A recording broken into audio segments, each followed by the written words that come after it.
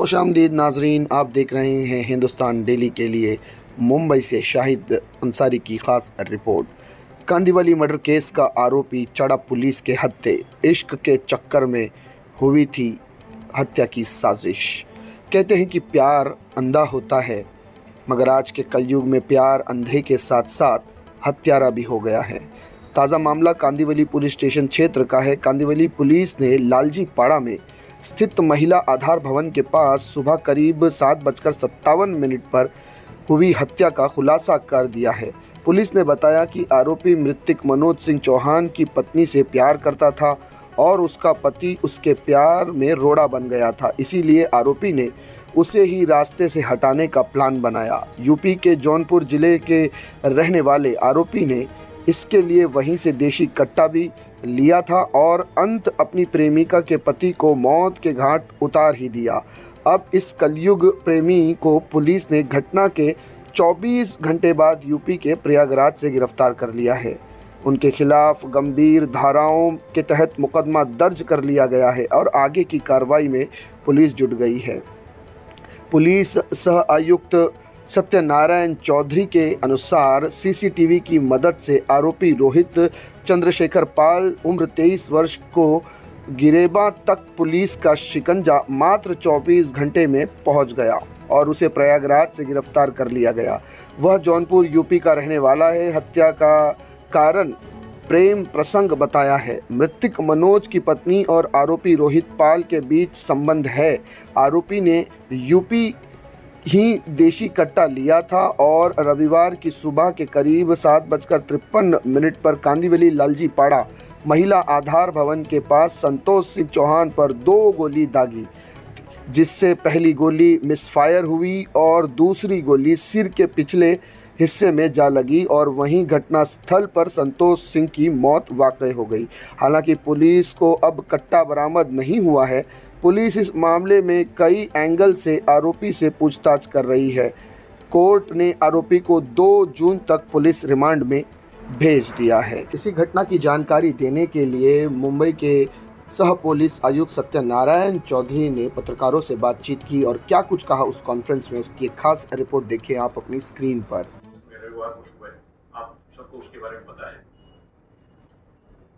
उस केस के बारे में 28 तारीख को सुबह ये फायरिंग का इंसिडेंट हुआ, जिसके अंदर मनोज चौहान नाम के जो इमिटेशन ज्वेलरी का काम करते हैं उनकी वहीं पे डेथ हो गई।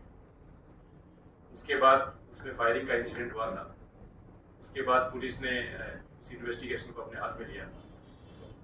हमारे नॉर्थ रीजन के additional CP Shri Rajeev Jain, DCP Shri Ajay Bansal, उनके सभी सहकारी और उनकी टीम, हमने इसमें 10 से 12 टीमें अपने तैयार किया।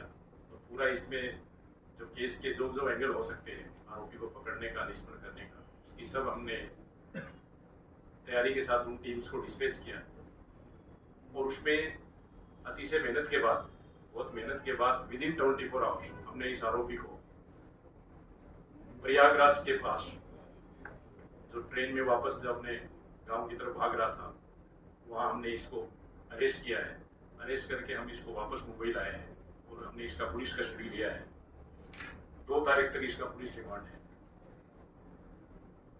इसमें आरोपी ने वेपन का इस्तेमाल किया है, वो भी इसने वही प्रयागराज से लेके आए थे। उसके बारे में भी हमारा इन्वेस्टिगेशन अभी तक चल रहा है और इसके अंदर जो जो साक्ष्य एविडेंस है वो कलेक्शन करने का हमारा काम चालू है। आगे हम इसकी पुलिस कस्टडी लेंगे, पुलिस केस को टाइम पे चार्ज करेंगे। गोली मारने की वजह क्या थी? ये इसके अंदर जो आरोपी है रोहित पाल, इनकी वाइफ के साथ कुछ पहचान है, वाइफ के साथ संबंध है। उसमें जो हस्बैंड जो मनोज चौहान था, उससे इनका पहले भी इस बात को लेकर आर्गुमेंट या इनका थोड़ा तनाव रहा था और इसको उससे दूर करने के लिए प्राइमा फेसी इसने ये मर्डर किया है। अभी तक की तपास में इस मामले को लेकर क्या आरोपी जो पीड़ित है उसने पहले पुलिस को इंटीमेट नहीं किया था, क्योंकि आप कह रहे हैं कि पहले भी इन दोनों का कई बार विवाद हो चुका है। ये जो है पूरी फैमिली ये वहीं पे रहती है, प्रयागराज के पास रहते हैं, जौनपुर में एक्चुअली ये रहते हैं। हमारे पास ये जो है इसका सिर्फ ये अपने बिजनेस के हिसाब से अकेला रहता है, बाकी आरोपी भी वही रहते हैं और इसकी फैमिली भी वही रहती है। तो ये जो चीज़ें हमारी तपास में निष्पन्न हो रही है अभी, इसके अंदर हमारे पास इस तरह का कोई कंप्लेंट अभी तक नहीं था। हमारे पास सिर्फ ये इंसिडेंट आया, उसके बाद हमारी तपास में सब जानकारी सामने आई। चौहान की फैमिली का रहती है। इनकी फैमिली जौनपुर में वहीं पे रहती है।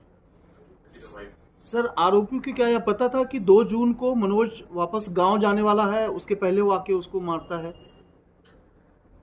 उसका गांव जाने का प्रोग्राम था, ये ट्रिगरिंग पॉइंट हो सकता है, बट अभी तक ये चीजें आपको जैसे मैंने बताया, हम कल ही इसको लेके आए हैं।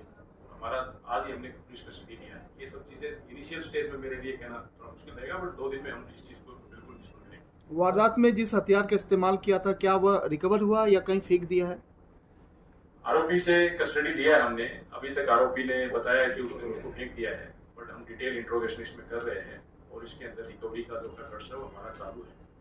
बट हमारे पास सब्सटेंशियल एविडेंस इसके अंदर है और हम आरोपी का इंट्रोगेशन में आगे तपास में वो चीज रिकवर करेंगे। इन्वेस्टिगेशन में क्या चीज सामने आई है? जो डिसीज पर्सन की जो वाइफ है उसका भी इन्वॉल्वमेंट कुछ होने की, क्या उसको पता था अक्यूज के इरादों के बारे में?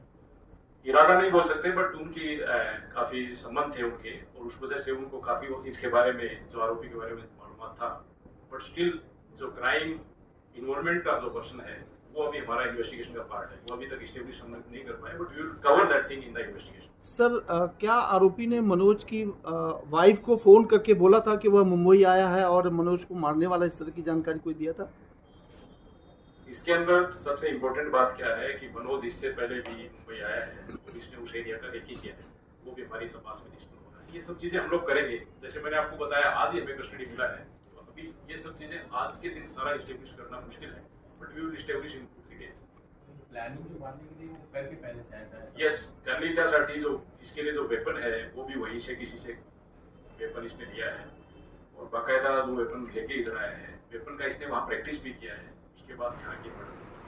तो देखा नाजरीन, ये थे मुंबई पुलिस के सह पुलिस आयुक्त सत्यनारायण चौधरी, जिन्होंने इस पूरी घटना की जानकारी पत्रकारों को दी।